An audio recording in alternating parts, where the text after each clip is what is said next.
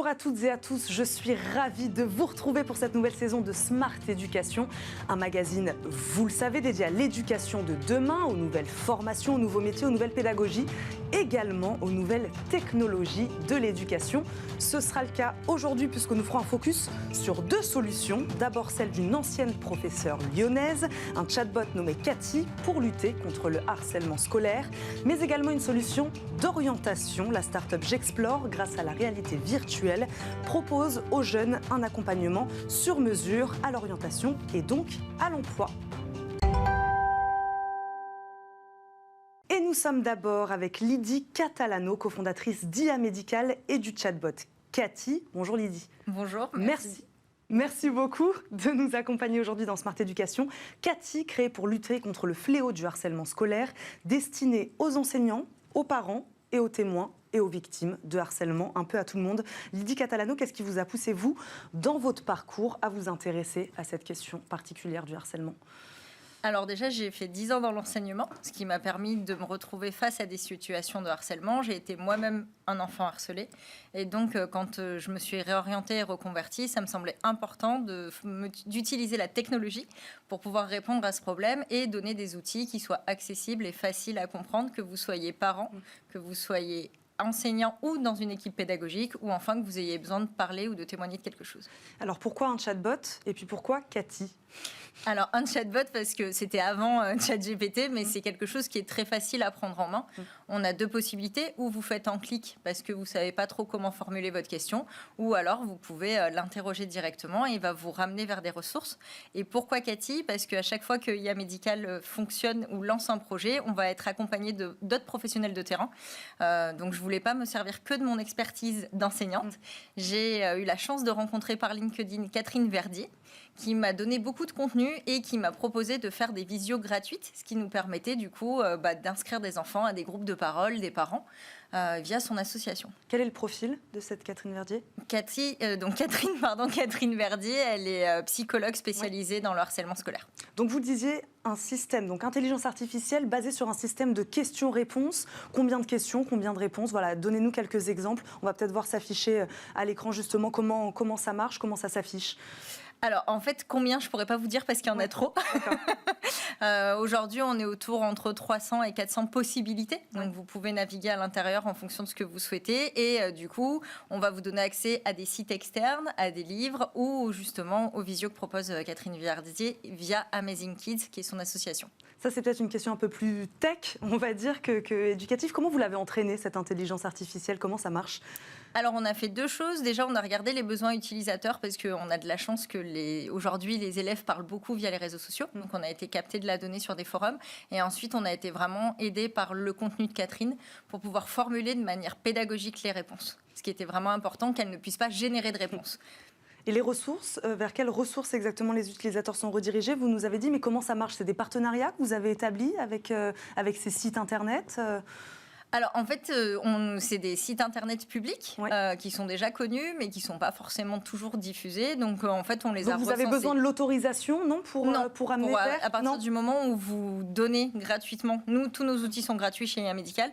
Donc, en fait, on redirige tout simplement vers un livre qui est sur une plateforme de vente et la personne peut choisir de l'acheter ou pas, vers une vidéo. Et il y a beaucoup de contenu qui est créé directement par Catherine via Amazing Kids. Donc, on avait les autorisations directement pour des vidéos, pour des enregistrements. Est-ce que vous avez des chiffres ? Est-ce que vous savez aujourd'hui, Lydie Catalano, combien de personnes se sont connectées sur ce chatbot ? Combien de personnes ont discuté avec Cathy ? Et le profil peut-être de ces personnes ?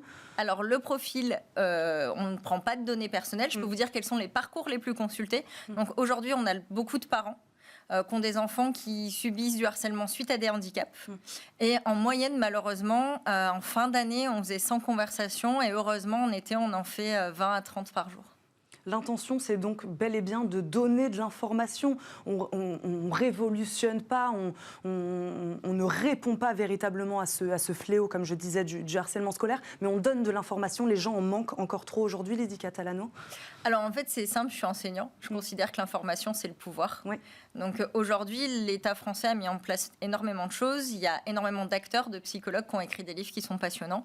Je pense que si on met en avant toute cette littérature, tout ce qui existe, on arrivera à donner plus de pouvoir aux victimes, aux témoins, aux enseignants via des progressions pédagogiques qui sont pensées pour eux, et aussi aux parents parce que un enfant harcelé souvent ne parle pas, et donc ça permet de donner des outils pour rétablir une conversation et une communication avec un enfant qui est en souffrance.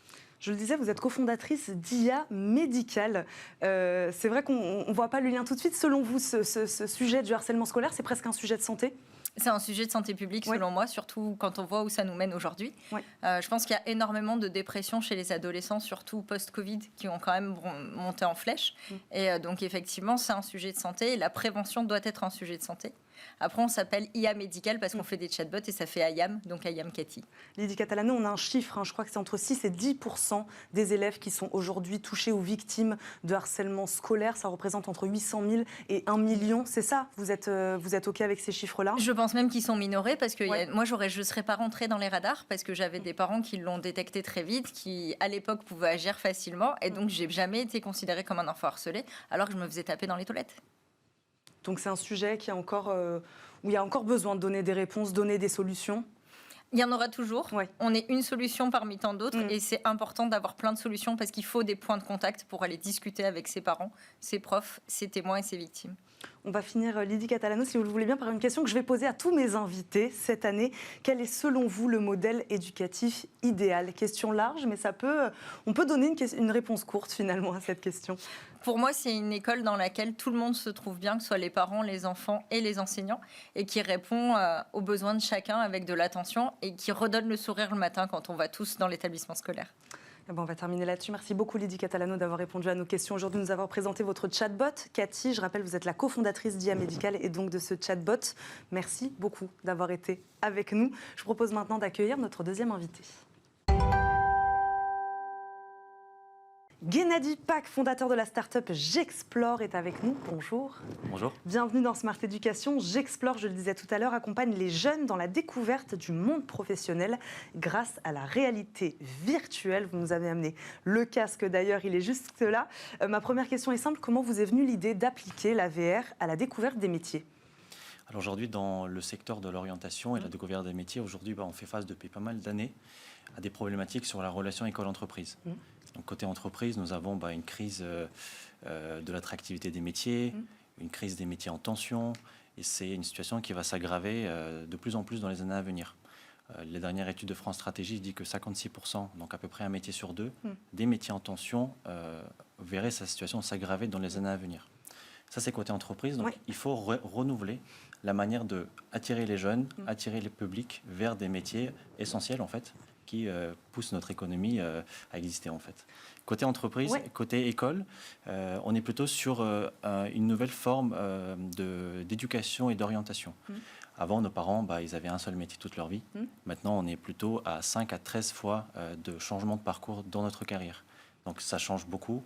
Donc la connaissance des métiers devient très importante. Et aujourd'hui, quand on interroge les jeunes, ils connaissent au maximum 10 métiers, dont ceux de leurs parents.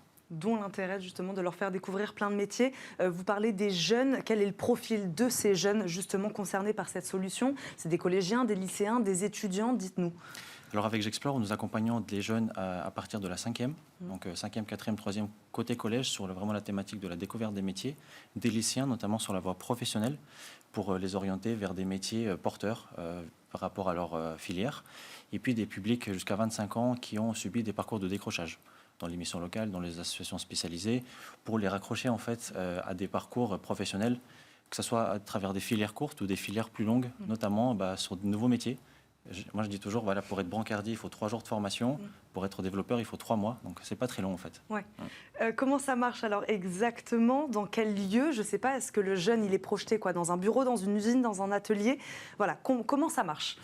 Alors oui, effectivement, c'est tout à la fois. Alors, avec J'Explore, nous avons développé une solution qui permet à la personne qui va mettre le casque, donc comme ça, très simplement, d'être projetée à la première personne dans une entreprise, à la première personne dans un métier. Elle va vivre le métier, soit une semaine type, soit une journée type, soit une mission type, et elle va accompagner le professionnel dans son quotidien. Ça peut être dans une usine, ça peut être dans un bloc opératoire en pleine opération, dans un restaurant en plein rush. L'idée, c'est de donner d'accès à des lieux difficilement visibles ou difficilement connus de par notre propre réseau ou bien tout simplement par notre situation géographique. Et combien de temps dure l'immersion ? C'est une immersion qui va durer 5 minutes. Ouais. Donc on a des capsules courtes qu'on va développer avec des entreprises. Tout est scénarisé, tout est écrit, et ce sont toujours des vrais professionnels qui vont présenter leur journée. Notre rôle à nous de J'Explore, c'est de vulgariser le propos, puisqu'on va s'adresser à des publics jeunes, mais aussi de adapter le contenu à des usages pédagogiques en classe, puisque c'est un contenu qui va être utilisé par des enseignants dans le cadre de séances d'orientation toute l'année. Donc on va coupler ça. Parce qu'aujourd'hui, vous intervenez dans les écoles, dans les établissements, c'est ça, en partenariat donc avec les enseignants, c'est ce que vous dites. Tout à fait, voilà. Une fois que le contenu il est développé, on va l'intégrer dans un catalogue global. Donc aujourd'hui, on a 80 métiers dans une vingtaine de secteurs professionnels.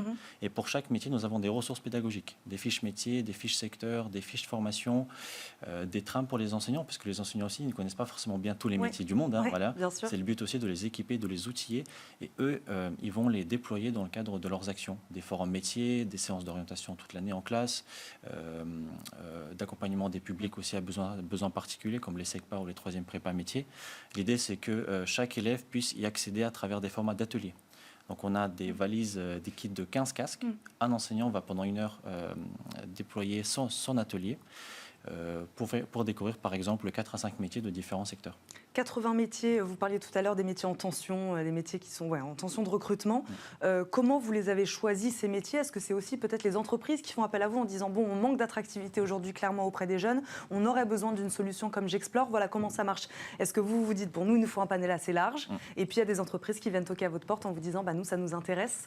Complètement, c'est un double modèle. On va travailler tout d'abord avec les entreprises et là c'est vraiment à un niveau national sur notamment des études prospectives sur les métiers de demain, les métiers en tension, on va les identifier. Exemple, électromécanicien dans le secteur du verre ou chaudronnier-soudeur dans le secteur du nucléaire. Donc c'est des métiers très spécifiques et c'est ça les métiers de demain. On va les identifier, on va en créer des capsules immersives et ensuite on va les déployer sur tous les événements à l'école et en dehors de l'école. Ça, c'est la première partie de notre activité. Et toute la deuxième partie, c'est effectivement toutes les actions avec le public scolaire. 80 métiers, à terme, il y en aura combien ? Nous, on vise simplement 100 métiers aujourd'hui, à l'année 2023. On n'est pas dans un objectif de viser tous les métiers référencés dans Pôle emploi. Il y en a à peu près 400.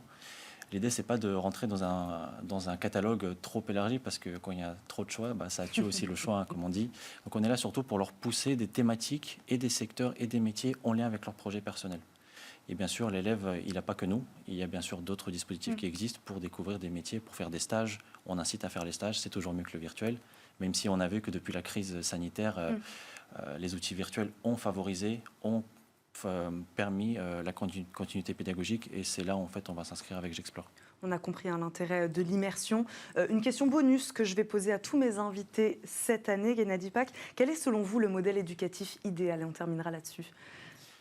Pour moi, le modèle éducatif idéal, ça serait où chaque métier, que ce soit des métiers artisanaux, des métiers très intellectuels ou des métiers manuels, auraient tous le même niveau dans notre société. Soit valorisés de la même manière. Tout à fait. Voilà.